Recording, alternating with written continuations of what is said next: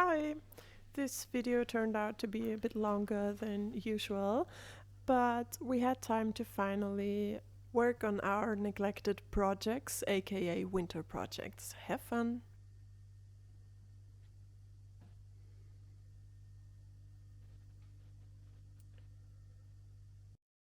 More than 3 years ago, Cutter created this porcupine of drills, which back then was not just super cute, but also very useful.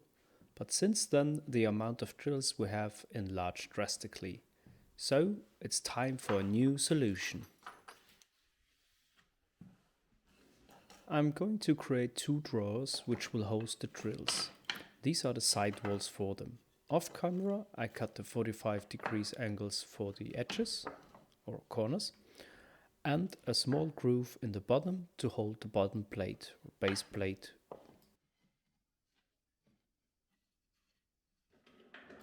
I'll use some tape which I'll put over the corners so that they stay flush with each other. Due to its elasticity, it allows for bending, and when you bring up the corners, it still stays in a good 90 degrees angle. It's hard to describe, you'll see it in a second.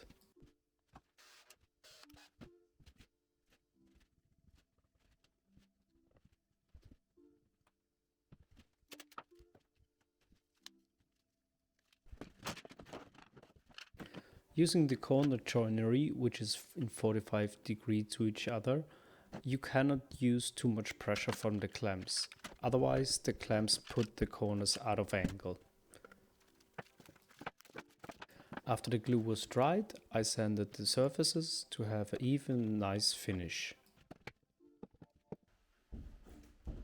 As I demolished 2 closets in my room which I didn't need anymore, I had those backboards as leftovers. These will form now the filling or the sorting system in the drawer and will also work for the base plate of the drawers.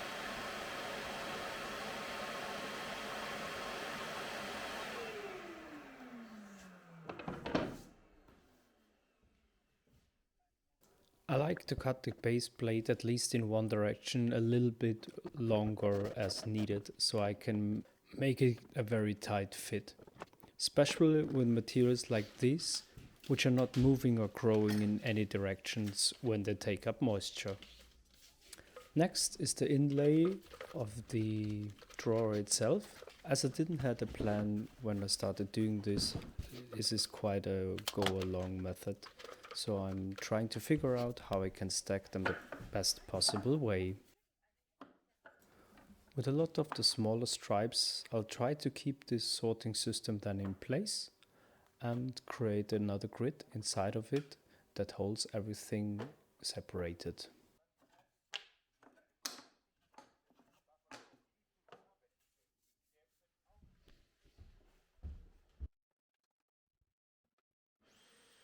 I used a smaller table saw to create more and more of those grooves so they can host then the other separators.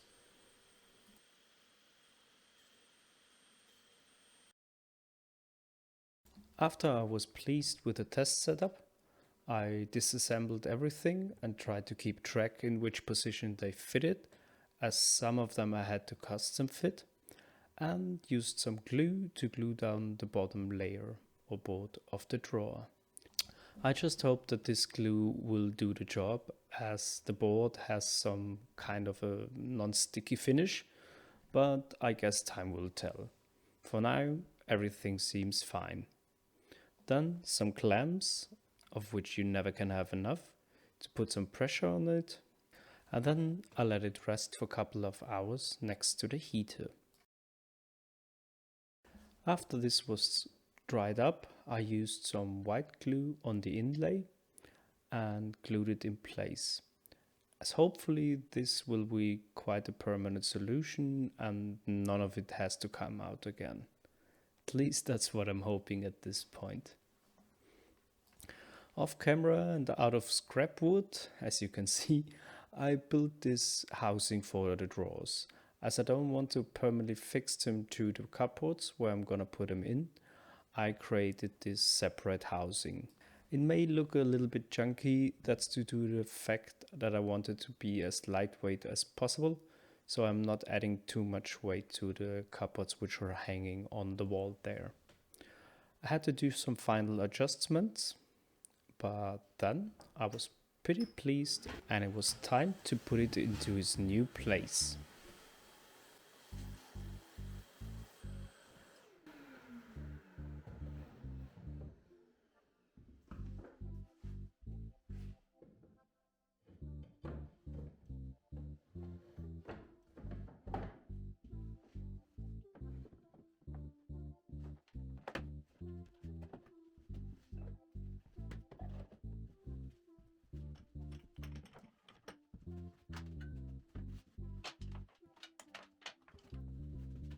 Now the only thing that was left is to sort and fill in the drills that we have.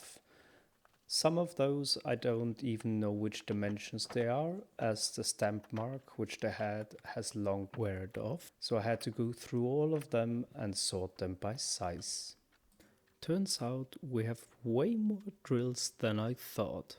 The smaller compartments in the upper part of the drawer will be used for additional drill equipment like set screws.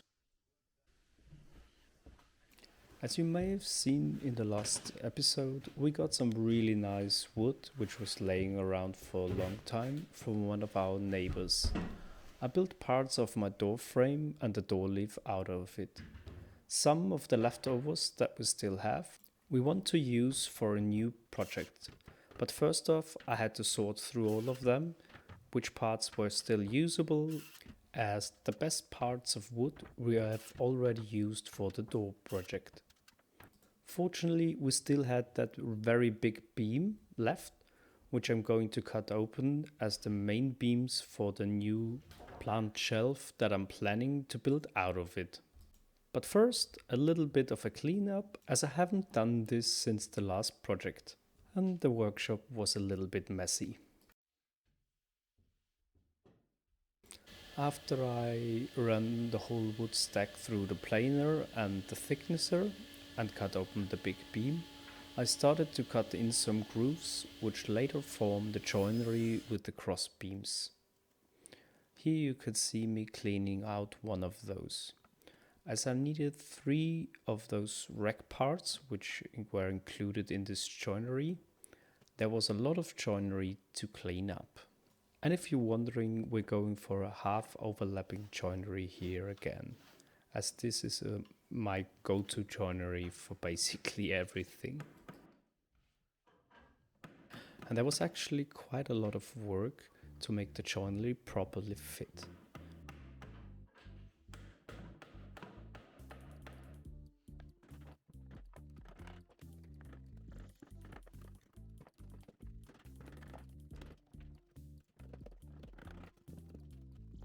Lucky for me, at a certain point I realized I do have a bandsaw and some parts of those joineries, at least the 9 cross beams, I could do with it, so I don't have to do that much of a cleanup.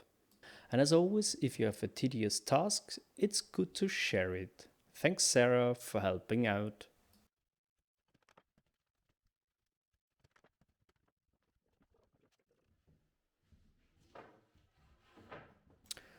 After everything fitted together quite well, we were ready for a test fit. We intentionally left the cross beams a couple of millimeters thicker, maybe 1 or 2, to plane them down later on to have a very flush joint. Next, we drilled 2 holes in every joint and put 2 screws in there. They will just stay for the face while the glue dries up and will be replaced later on with a hardwood dowel. I'm doing this because later on I want to paint them, and the paint I'm using doesn't cover the screws up that good, so you will see them having different surface, and I don't like that. As mentioned earlier, we left the cross beams thicker than they needed to be, and now we clean them up and replace the screws with the hardwood dowels.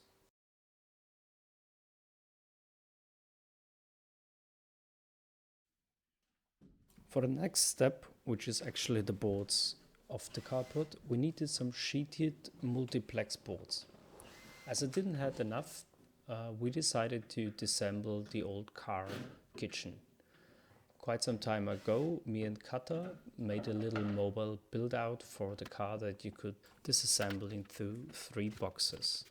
As we don't use it for traveling these days, it will be disassembled and used as a new board in our planting rack.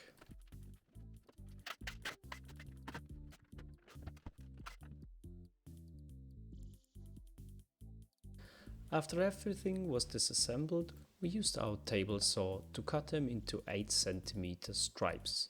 They will later on get a groove of 12 mm thickness, so that the boards, which are the bottom for the shelf compartment, can fit into them.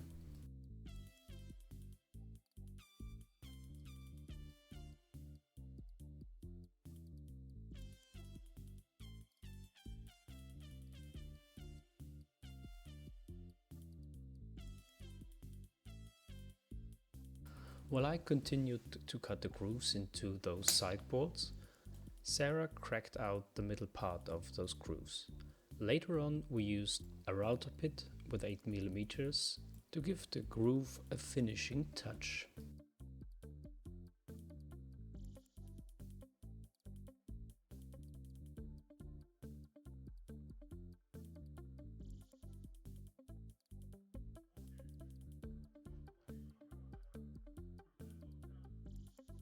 Final step was now to glue the bottom pieces to the side pieces into the groove. I also will use some screws to hold them in place. As you see, the bottom piece consists out of 2 pieces, which will be glued together. To make this later on even better water resistant, I will use silicone and smear it above this joint. As this is somewhat of a recycled project, you will see that we have a lot of joints in places where you actually wouldn't want to have them. That's why I had to use a lot of silicone later on. But we didn't have any other boards in stock.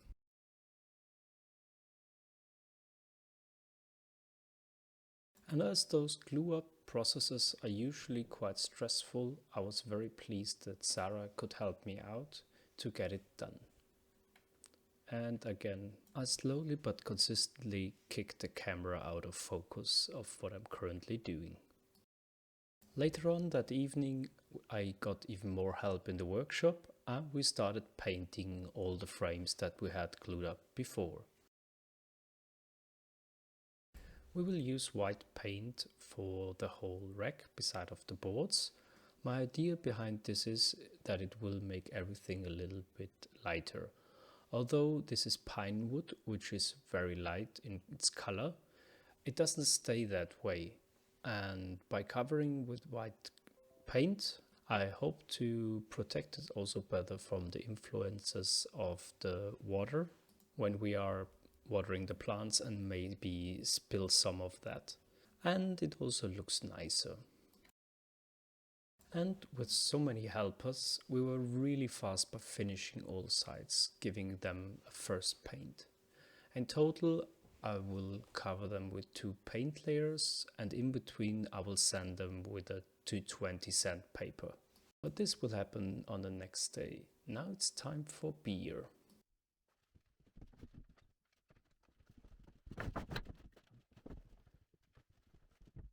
The next day I test assembled the whole rack to see how stable it is. I wasn't pleased with the stability of it. Even adding another board didn't convince me that this will be stable enough. So I decided we need some more cross beams that with a groove fit into the others. And I think my body language gives away a little bit of my dissatisfaction with that design.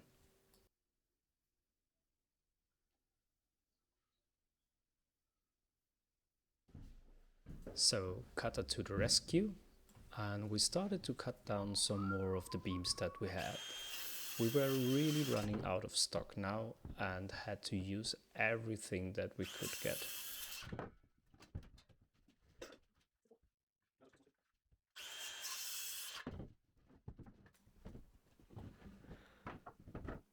So, zieh, na, schieb an. Na, zieh, na, ja, was jetzt? Ja, schieb, na, ja, zurück, genau. Ja, ma, du nicht so deppert, na, schieb wieder. Okay, passt. Ja, super. Ja, genau, jetzt haben wir es gleich. Ja, ich verschwinde mal kurz aus dem Bild. Zieh nur ein bisschen. Das Holz spaltet sich gleich in zwei. Ja, brauchst dich nicht wundern. Super. Ja, ja, super. High five. Wo bist du? Ich sehe dich nicht. High five. Klatsch. Off camera, I cut some grooves into them and now I'm test fitting them with screws to see if that improves the rigidity of the whole construction. And it did quite drastically. For now, I was pleased with the stability issue and started to use some silicone and put it into every corner and joint that I have on the boards, in the hope to make them as watertight as possible. We've done this last year with the big tables in the young plant room as well, and I have to say I'm pretty pleased as none of them leaked till now.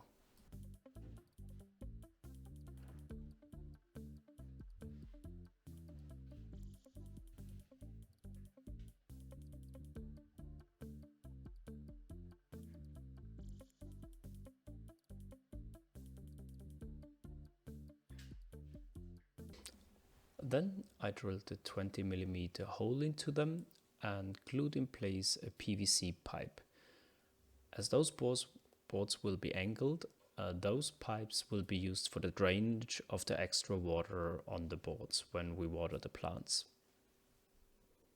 And now finally to the assembly in the young plants room. I don't know if that will be the final position, as we will have to decide and see a little bit how the processes will work out in the room, but for now it's good where it is. We're going to use the lights which we have already used last year, but this time we will use it on a smaller area. This is due to the fact that we haven't been too pleased with the area that they are able to cover.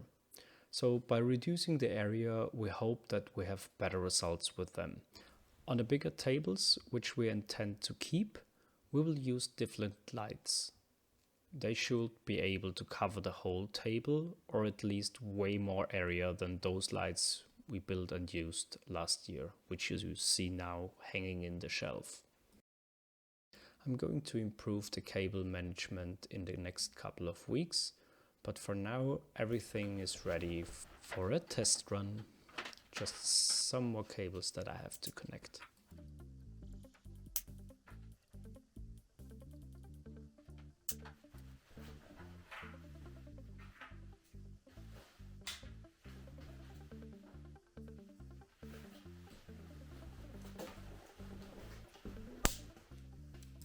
As you maybe can tell of the big smile on my face, I'm pretty pleased how this project turned out. But this is sometimes the case, like with those lights, and later on you find some flaws. But I'm always open to improve on those little things, and I like it a lot.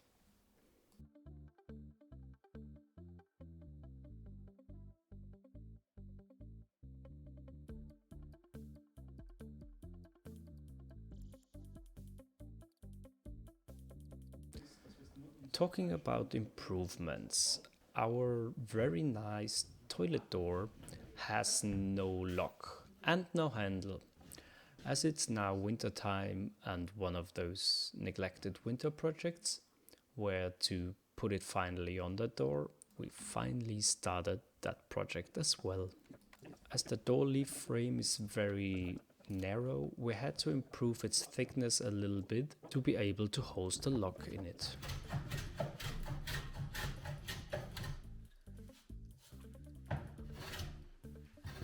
Also oben ist Scheiße.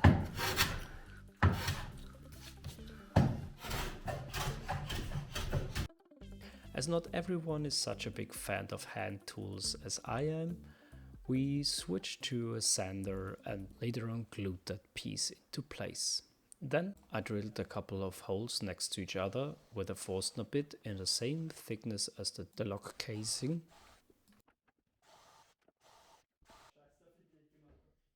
And then Marion used a chisel to get all the pieces out in between those holes. My rather bad judgment of camera angles is now responsible for not really seeing anything what we're doing. But as we lost quite some footage on this anyway, we will jump to the final result. Here you can see our toilet door has now a proper lock and a proper handle. There you go.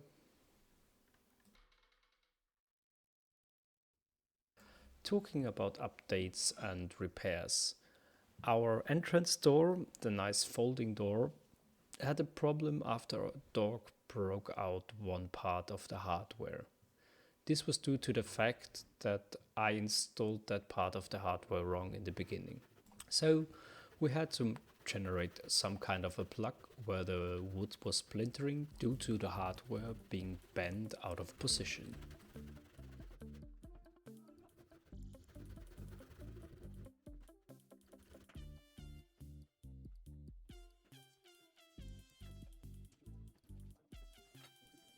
We then took a piece of multiplex and glued it into the place. As multiplex is way stronger than pine, I hope this will stay in for way longer.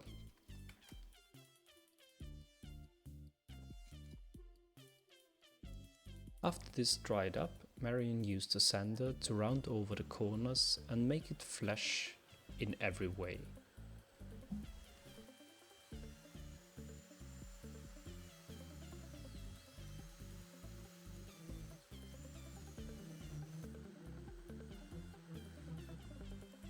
And once again, I did choose a very poor angle for the camera, so you won't see really what is happening. You just have to trust me when I tell you the corners were all perfectly rounded and all the sides were flush to each other. Better than the planer could ever do. Next, I marked a hole for the hardware and then drilled it as well.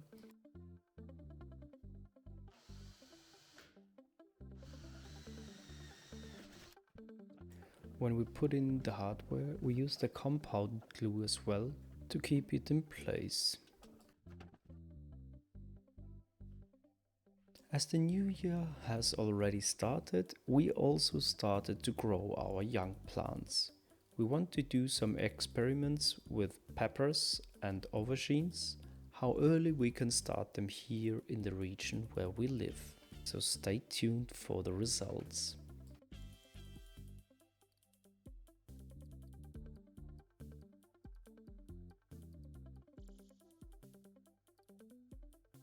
And with this, we are at the end of a rather long update video. I hope you enjoyed it. See you soon.